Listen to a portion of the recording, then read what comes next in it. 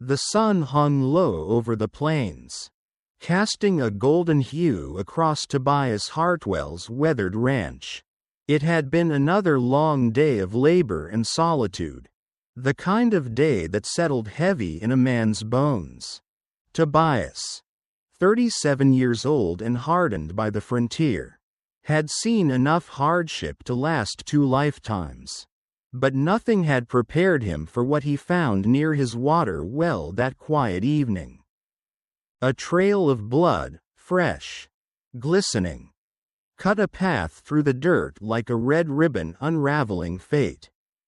Tobias knew animal wounds. He'd seen enough of them to tell deer from coyote, cattle from cougar. But this was something different, something human. He followed the trail cautiously, rifle in hand, his heart thudding with unease. As he rounded the barn, the world seemed to hold its breath. There, crumpled against the cold stone wall of his well, lay a young Indian warrior. The man's face was drawn tight with pain, his hand clutching a gaping wound in his side, blood darkening the earth beneath him.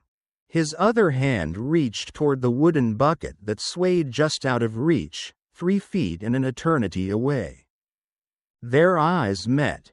Tobias froze. Every lesson, every warning, every story told by neighbors and relatives screamed in his mind. Indians mean danger. Don't trust them. Kill or be killed. But Tobias didn't see a savage. He saw a dying man, barely more than a boy, eyes full of desperation, not hatred. Water, the warrior whispered, his voice a dry rasp. In that moment, something old and unspoken stirred inside Tobias, something more powerful than fear. It was the memory of the drought of 44. When he'd gone 3 days without a drop to drink and thought death was surely coming. He remembered how his tongue had cracked, how every breath scraped like sandpaper, how the sun had felt like fire on his back. He remembered praying for just 1 sip of relief. And now here was this young man, enemy by blood, kin by suffering, whispering the same word Tobias had once whispered to the sky: water. Tobias lowered his rifle. It was not the rational choice. It wasn't the safe one. Every neighbor within 50 miles would have called him a fool, a traitor even. But Tobias didn't move by fear that day. He moved by hope. The hope that a simple act of kindness could matter in a world so often ruled by cruelty. He reached for the bucket and dipped it deep into the well. The rope creaked as he pulled it up, water sloshing inside. He knelt beside the wounded warrior and pressed the rim to the man's cracked lips.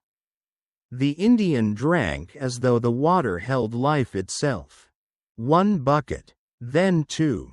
Then 3. Only after the 3rd did his trembling hands finally find enough strength to hold the rim steady. And still, he drank, not just with thirst, but with gratitude, with reverence.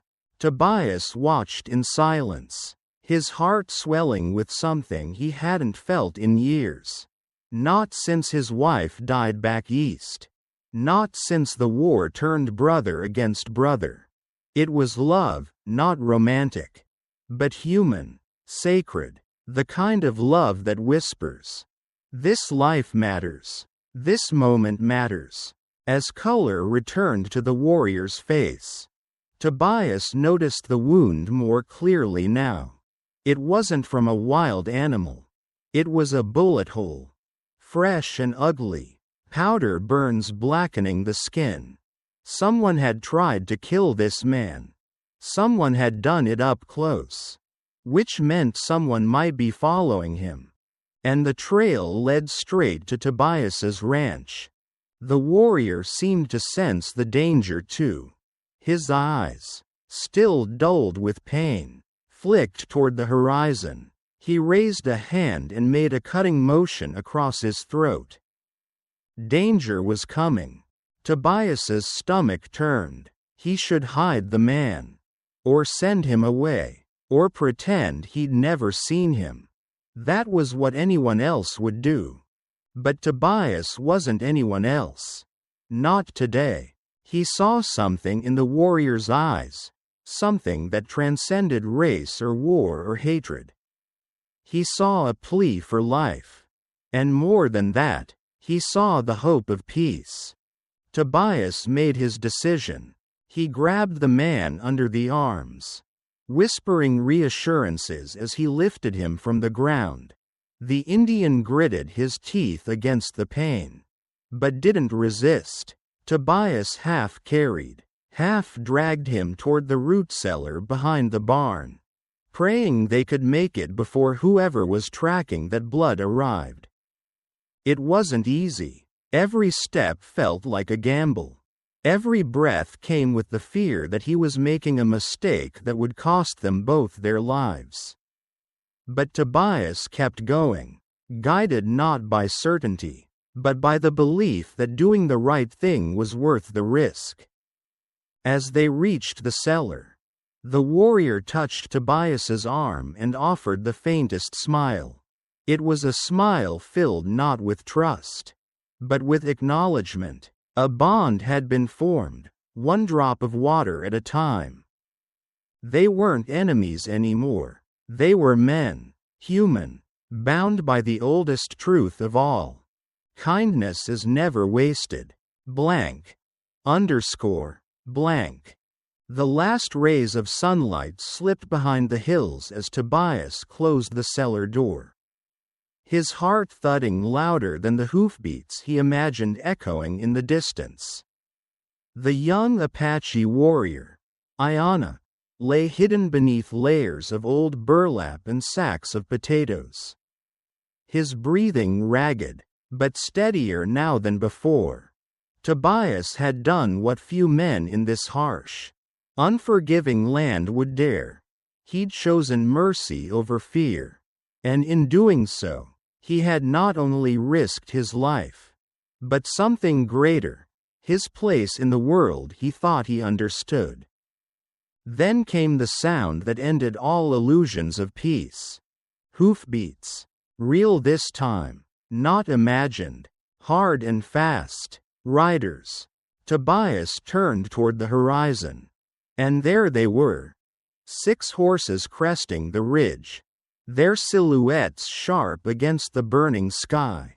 Dust billowed beneath their hooves like smoke. And at the front rode a man Tobias knew all too well, Marshal Dixon Webb. Webb was fear made flesh. Cold-eyed and quick-triggered. The kind of man who didn't ask questions. Especially when it came to Indian trouble. Tobias's breath caught in his throat. He wasn't ready, not for this.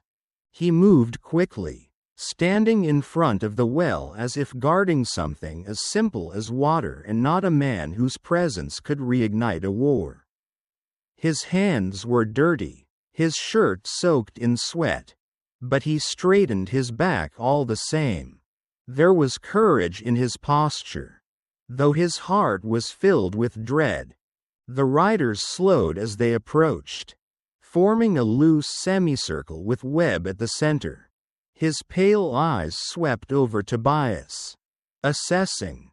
Calculating. Afternoon. Hartwell, he said, voice easy, almost lazy.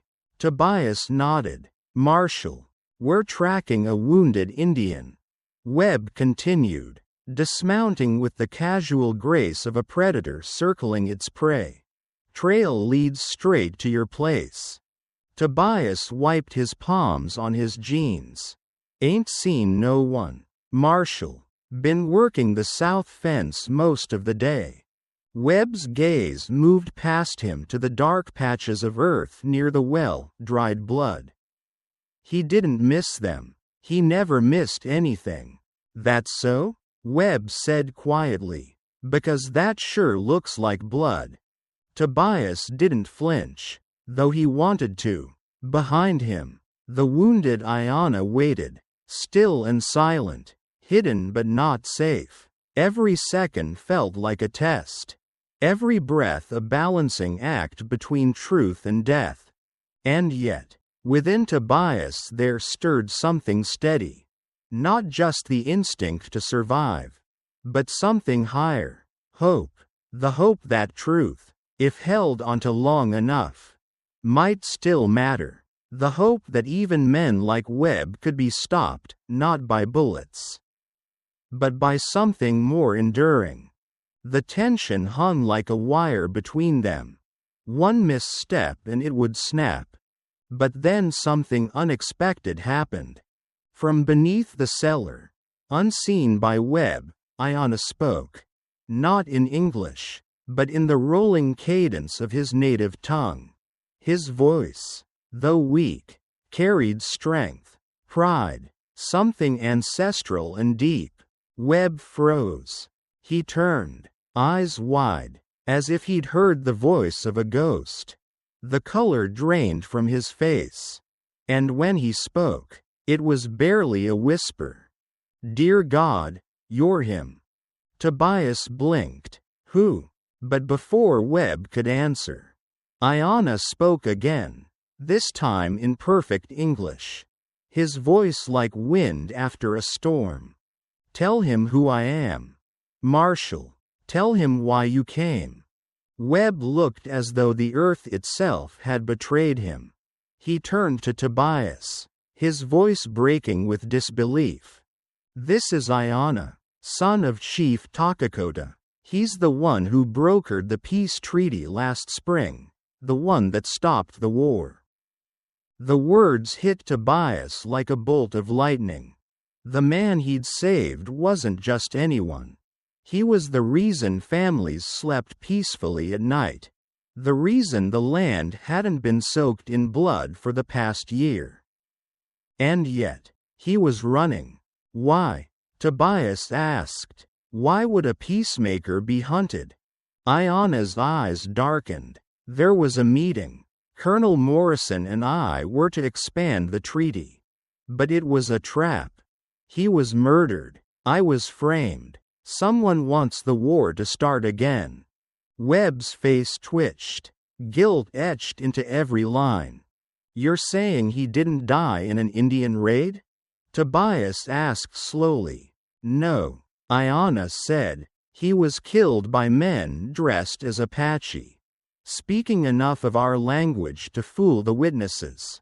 It was staged, designed to destroy everything we worked for." Tobias felt sick. The idea that peace could be torn apart so easily by greed and hatred made his hands tremble. But amid the horror bloomed something else, resolve. Iona wasn't just running for his life. He was running for the future of every soul on this land, white or native. And Tobias had given him water. Not because he was a hero. Not because he had all the facts. But because love sees beyond reason. And hope chooses to act. Even when the world says don't. Webb stood silent. His face told the story. He knew Iona was telling the truth. And maybe, just maybe, he wasn't the only one. Tobias turned slightly. One of Webb's men, young, uncertain, leaned forward on his saddle. "Marshall. That shipment of rifles that went missing 3 months back. I saw some of them with settlers heading south. Didn't make sense." Webb snapped at him. But it was too late. The doubt had taken root. Another deputy nodded. Then another. Eyes shifted. Loyalties wavered. Truth was blooming like spring after a hard winter. And at the center stood Tobias. No longer just a rancher. No longer just a bystander. He had watered a man who carried a nation's hope. And hope, it seemed, had found him in return. Blank. Underscore. Blank. Evening light bathed the horizon in soft hues of amber and rose, casting long shadows across Tobias Hartwell's ranch. But in his heart, light and shadow wrestled for dominance, just as they did among the armed men now standing in uneasy silence around his well.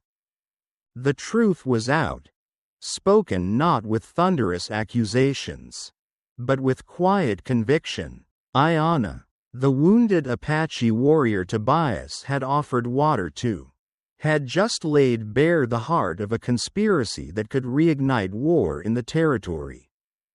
Colonel Morrison, the man thought murdered by Indians, had in fact been the victim of betrayal, not by Ayanna or his people, but by men who wore war paint like masks, who twisted truth into tools of destruction. And now, standing beneath the weight of Ayanna's words, 6 armed lawmen began to question everything they'd been ordered to believe. It was Deputy Bradley who first cracked the silence. He dismounted slowly, hands open, as if surrendering not to enemies, but to a truth too powerful to ignore. "Marshal," he said, "I remember that rifle shipment. We were told Indians stole it. But I saw those same guns with settlers 2 weeks later. And I didn't want to believe it then. But," he trailed off, looking around at the others, eyes searching for reassurance. "And he found it, one by one." The other deputies nodded, some hesitantly, others with the weight of long-buried doubts finally given voice. These weren't rebels or traitors. They were men torn between duty and justice. And in Ayanna's presence, in Tobias's quiet courage, they saw something they hadn't seen in their commanding officer for some time: hope that the truth still mattered. Ayanna stood near the well, leaning on its stone rim for support, blood still seeping through his shirt. But he looked stronger now. Not just physically, spiritually. The fire in his eyes, tempered by pain and purpose, lit the air around him like a beacon. "You were never our enemies," he said, voice calm, yet firm. "We didn't want war. We never did. But some men, white and native, profit from conflict. They sell death and call it justice. And they tried to silence me, because I stood between them and their greed." The deputies listened, not as lawmen, but as men, as fathers, as sons, as brothers. And it began to dawn on them what Tobias had already discovered in that quiet moment by the well. Sometimes the bravest act is not to fight, but to believe that mercy is not weakness, that kindness is not foolishness, that love, for truth, for people, for peace, is worth the risk. Ayanna reached into his belt pouch and, with trembling hands, produced a blood-stained letter. His fingers, though unsteady, handled it with reverence, like scripture. "This," he said, "is the reason they tried to kill me. Colonel Morrison wrote it the night before he died. It names those selling weapons to renegade bands. It lists dates, shipments, bribes, everything." He didn't need to say more. The letter was hope in paper form. Hope that the lies could be undone. That the killing could stop. That families on both sides, Apache and settler alike, might sleep beneath peaceful skies once more. Webb's face twisted with fury. His authority, his secrets, his carefully crafted image of righteousness, crumbling like dry earth. His hand went to his pistol, a movement born not of duty but of desperation. But even now, as violence threatened to spill into the silence, hope did not retreat, because the deputies, those same men who had followed Webb across the territory. Enforcing his law, moved. Not to support him, but to stop him. "Stand down, Marshal," Bradley said, drawing his weapon with a steady hand. Others followed, forming a protective half-circle not around Webb, but around Ayanna and Tobias, the rancher, once a solitary figure in a world that taught him to distrust. Now stood surrounded by a growing ring of faith. Faith in decency, in truth, in the idea that love, not the romantic kind, but the selfless, sacrificial kind, could still change hearts. Ayanna watched the shift unfold with quiet strength. He had not raised a weapon. He had not shouted. He had spoken the truth, held onto hope, and now it was blooming all around him. This was not a rebellion. It was a reawakening. Tobias felt it in the air, the way you feel rain before it falls, or light before it dawns. A charge, a possibility. Hope, he realized, wasn't the absence of fear. It was the decision to act despite it. And it was contagious. Webb, surrounded and shaken, barked threats, but the men no longer listened. His words were hollow, echoes of a world these men no longer wanted to serve. "Your orders don't matter anymore," Bradley said, voice strong now. "What matters is doing what's right." Ayanna lifted the letter, not as a weapon, but as a promise that truth would be delivered, that bloodshed could end, that love for justice, for peace, for humanity, could still guide their hands. In that moment, under the glow of a fading sun, love wasn't just a feeling. It was a revolution of hearts, a choice to believe that even in a world built on suspicion and scars, it was still possible to start again. Blank. Blank. As the sun dipped lower behind the hills, casting a golden glow across the plains, Tobias Hartwell stood at the center of something extraordinary, something he never thought he'd live to see. He wasn't just standing in front of a well or his own ranch. He was standing on the fault line of history, where fear gave way to trust, and division bent under the quiet weight of hope. The men around him had come with weapons and suspicion. But now, something was changing, not through bloodshed or shouting, but through truth. Through the courage of one man who had every reason to hate but chose instead to believe in peace. Ayanna's presence, his words, his pain. They were doing what bullets and laws had never done. They were healing the cracks in men's hearts. And yet, it wasn't over. Not yet. Tobias could feel it in the air, the way you feel lightning before it strikes. Webb still held power, if not in loyalty, then in desperation. But Ayanna was not finished. Not with the truth, and certainly not with what he had come to this ranch to protect.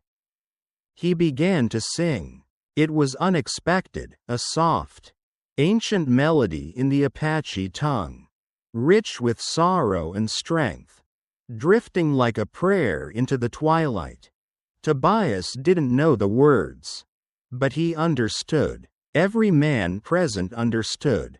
The song wasn't for revenge. It was for remembrance, for unity, for calling something back that had almost been lost. As the haunting notes rose into the wind, Tobias felt something in the earth shift beneath his boots. A stillness, a gathering. Then came the hoofbeats. Not just one or two, but many, dozens. The sound rolled across the land like distant thunder. Steady and powerful. The Apache were coming. Webb's eyes widened, panic replacing control. He turned his pistol toward Tobias. Voice shaking. "You helped him signal them." "I gave a dying man water," Tobias said softly. "Same as I do for any soul hurting on my land." He didn't raise his voice. He didn't reach for a weapon. And still, those words landed with the weight of a moral truth. A truth that echoed louder than Webb's threats. The riders appeared on the horizon like ghosts from another world, 50 Apache warriors. Their silhouettes gleaming in the fading light. But they didn't charge. They didn't shout. They came in peace. At their head rode an elder whose presence quieted even the wind. His hair, gray and braided with eagle feathers, caught the last light of day. His back was straight, his gaze unwavering. Chief Takakota. Tobias didn't know Apache customs. But he knew reverence when he saw it. Every warrior followed the chief's lead, not just out of respect, but love. This wasn't a war party. This was a family, a people. And Ayanna, wounded and leaning against the well, was their heart. When the chief dismounted, the warriors did too, slowly, peacefully, no weapons drawn, no words of warning, only love, for a son nearly lost. The old man walked to Ayanna, his weathered hands reaching not in judgment, but in care. They embraced, no fanfare, no ceremony, just a father holding his child, silent but full of meaning. And Tobias, who had once feared these people the way a man fears ghosts, felt tears prick his eyes. Because this wasn't the story he'd been told his whole life. This was humanity. This was hope. Then the chief turned to Webb, his eyes hard as obsidian. "My son tells me you came here to murder him." Webb stammered, trying to assert control, but the evidence was overwhelming. Letters, testimonies, facts that stripped away every lie. Still, Tobias watched in awe as the Apache didn't rush to punish. They waited, they listened, they sought understanding. Even in betrayal, they offered the path of truth. And that was when the final shift happened. Deputy Bradley stepped forward, holding up a folded telegram. "Orders changed this morning. All pursuit of Ayanna is suspended pending investigation." Webb's rage boiled over. "You believe this savage's word over mine?" But his words no longer held weight. The deputies didn't just stand behind Bradley, they stood for something now. For peace, for truth, for hope. The circle of Apache warriors formed around the ranch. Not threatening, not invading, just present. Their unity was powerful. Their calmness stronger than any gun. And in the middle of it all stood Tobias, no longer just a rancher, but a bridge between worlds. A man who'd opened his heart to a stranger. A man who'd poured one bucket of water and watched it ripple into something far greater.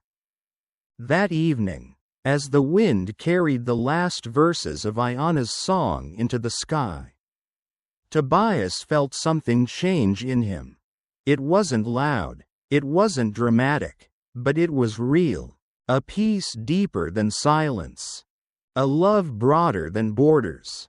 A hope stronger than fear. And that hope, sung into the night, would carry them all into a new dawn. Blank. Underscore. Blank. The dust had barely settled when Tobias Hartwell realized that he wasn't just watching justice unfold. He was living inside the very heart of it. Around him stood men who had moments ago been ready to fire upon each other. Their fingers tight on triggers and their loyalty stretched taut between old orders and new truths. But now, with the Apache warriors encircling the ranch, peace had descended like the evening mist, soft, surprising, and sacred. Marshal Webb and his last loyal deputy, Hawkins, were on their knees in the dirt, their weapons confiscated, their threats silenced. Tobias stood nearby, his breath still ragged from tackling Webb just seconds before a bullet could have ended a life. The others, the brave deputies who had chosen principle over command, stood tall. Not with pride, but with quiet conviction. They had drawn a line in the sand and chosen love for truth over fear of consequences. Then the moment came that would remain carved into Tobias's memory for the rest of his life. Chief Takakota, leader of the Apache, walked slowly toward him. The elder's face was unreadable, carved by wind and wisdom. But his eyes never left Tobias's. When he finally stood before him, the rancher felt the weight of 100 unspoken things: history, bloodshed, suspicion, and now, something new. Without a word, the chief placed both hands on Tobias's shoulders and spoke in Apache. The tone of his voice was solemn, yet full of grace. Then Ayanna, now standing beside his father despite the pain etched across his features, translated in a voice thick with emotion. He says you are now brother to our people.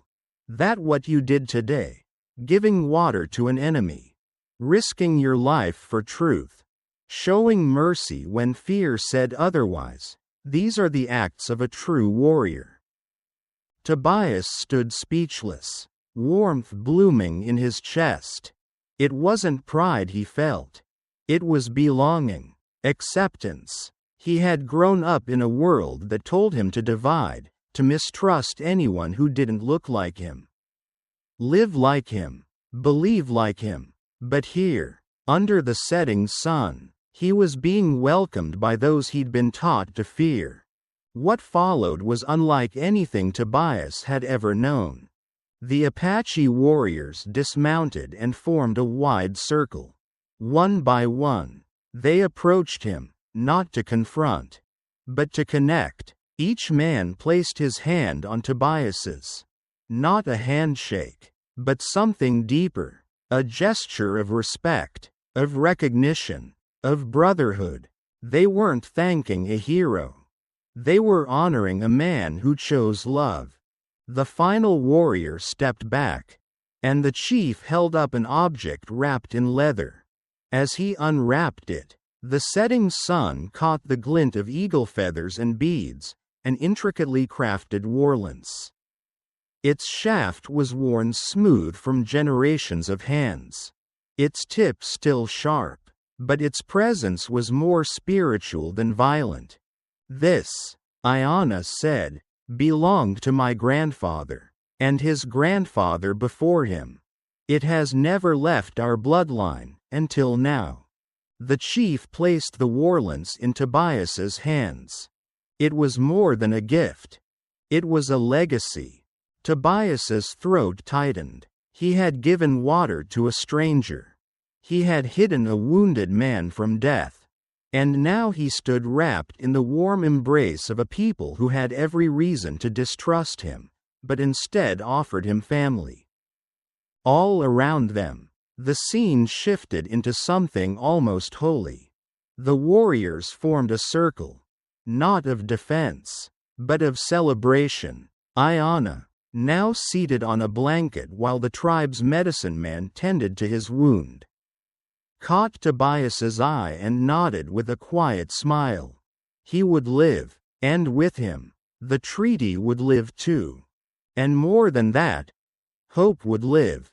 Hope that this fragile peace could stretch beyond temporary truce. Hope that the lines drawn by war and prejudice could be redrawn by understanding.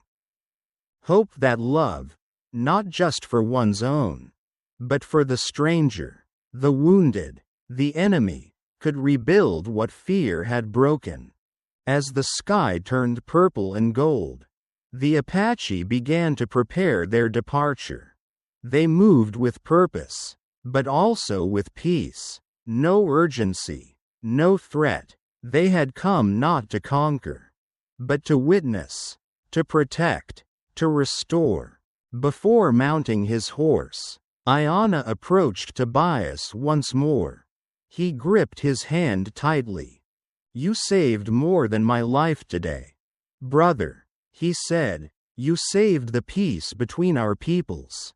Tobias looked down at the warlance, then back at Iona. "I just gave a thirsty man some water."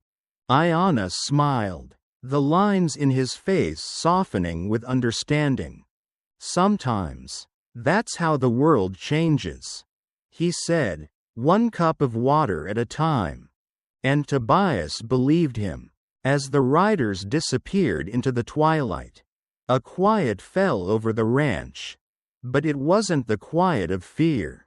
It was the quiet that follows healing. The stillness of peace taking root. Within 24 hours, the world had changed. And somewhere deep inside, Tobias Hartwell, a simple rancher with calloused hands and a lonely past, had changed too. Not because he fought, but because he chose to love. Blank. Underscore. Blank. By the time the sun fully disappeared behind the western mountains, casting the land in quiet twilight, the Apache riders were already fading into the distance, silent silhouettes riding toward a future they had long hoped for. They left no destruction in their wake, no battle scars on the earth, only footprints in the dust and a powerful stillness that settled over Tobias Hartwell's ranch like a blessing. Tobias stood near the well where it had all begun, his hands still gripping the warlance gifted by Chief Takakota. The eagle feathers on its shaft fluttered softly in the breeze. And with every breath, Tobias felt the weight of the moment settle deeper into his soul. Not the weight of burden, but of transformation. He had lived his whole life on the edge of two worlds. Taught to fear one and fight to preserve the other. But in the past 24 hours, those worlds had met, not with gunfire, but with mercy. And now, something new had been born from their union, something Tobias had once thought impossible. Hope. The events of the day hadn't just spared a life. They had changed the trajectory of a territory. Marshal Webb and his accomplice Hawkins were now prisoners. Not of vengeance, but of justice. The deputies, once uncertain, had stood for truth. The letter from Colonel Morrison, protected by Iona's hands and spirit, would serve as the cornerstone of a new investigation. And most remarkably, the fragile peace between settlers and the Apache had not only survived, it had grown stronger. Iona's wound had been treated by the tribal medicine man, his strength returning with each hour. Though still weak, he would live, and with him, the promise of expanded peace. A vision not just of survival, but of coexistence. He had made it clear before riding out that he would reach the Apache Council by sunrise and present the truth. But what stayed with Tobias most wasn't the political impact or the justice that would unfold. It was what had happened between people, between hearts. The transformation of fear into compassion, of strangers into brothers, of a simple ranch into sacred ground. Word spread quickly in the days that followed. Webb and Hawkins stood trial and were convicted for their crimes: treason, corruption, conspiracy to commit murder. The documents Iona had carried, along with the confessions of captured conspirators, laid bare a network of greed that had profited from suffering on both sides. The gun-running operation collapsed, and the peace treaty, once a fragile hope, was renewed and expanded to include all tribes in the region. Bound not only by signatures, but by shared understanding. But the story that spread even faster than the trial was the one that unfolded at Tobias's well. A white rancher who gave water to a wounded enemy.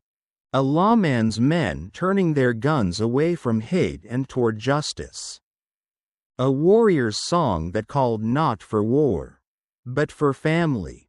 And a war lance, once passed from father to son, placed in the hands of a man who had never been called brother by anyone who looked like Ayanna. Tobias became the first white man in territorial history to be formally adopted into the Apache Nation. It wasn't a ceremony driven by politics or grand declarations. It was an act of the heart, witnessed by warriors and bound by memory. For Tobias, the honor was not a reward. It was a reminder that change begins with simple choices. That even in a land as brutal and unforgiving as the Old West, the smallest acts of decency could become bridges between worlds. People often asked him what made him lower his rifle that day. Why, when every voice in his life had warned him to see an Indian as a threat? Did he choose to see a man in need? Tobias's answer was always the same. I remembered what thirst felt like. And that memory, that shared thread of humanity, had made all the difference. He didn't see Ayanna as a warrior, or a fugitive, or a political figure. He saw someone broken, bleeding, and reaching for a bucket. And he reached back. Because sometimes, love isn't loud. Sometimes hope doesn't ride in with banners and songs. Sometimes, it's a cup of water at a well. A whispered word. A song carried on the wind. A hand extended instead of a trigger pulled. And those small things, when given freely, have the power to ripple through time like waves across a still lake. On his porch, in the months and years that followed, Tobias often found himself staring at the war lance that now hung above his door. Visitors would ask about it, and he would tell them the story, not with pride, but with gratitude that he'd been given the chance to learn what true courage looked like. Not the kind that rides into battle, but the kind that kneels at a stranger's side. The kind that risks everything to save what matters most. And in the end, that's what Tobias Hartwell believed. The world didn't change with grand speeches or blazing guns. It changed quietly, in moments of love, in whispers of hope. And if the sun could rise again after such a long and bloody night, then maybe, just maybe, there was hope for all of them. One cup of water at a time.